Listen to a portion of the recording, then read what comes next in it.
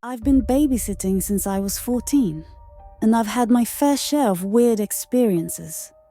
But this one still makes my stomach turn.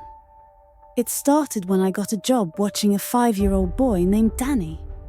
His mom, Mrs. H, seemed normal at first. Maybe a little high-strung, but a lot of parents are. She told me Danny had a strict bedtime, no sweets after dinner, and absolutely no going into the basement. Seemed simple enough. But then I started noticing things. Danny wasn't like other kids I babysat. He was always on edge, like he was scared of something. Every time he made a small mistake, spilled juice, talked too loud, he'd freeze, wide-eyed, and whisper, "Please don't tell Mommy." I thought he was just nervous. Maybe had strict parents. But then bedtime came. I was tucking him in when he suddenly grabbed my wrist hard. His little hands were ice cold.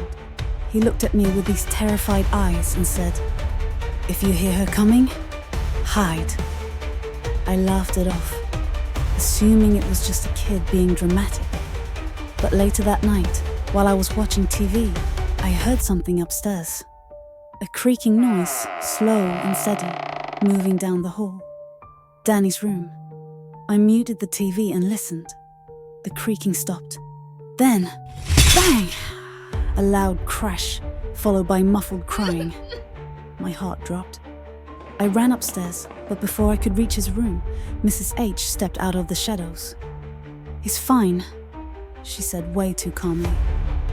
"Go home." I wanted to argue, but something about her tone made my skin crawl. I grabbed my things and left, but not before glancing back at Danny's room.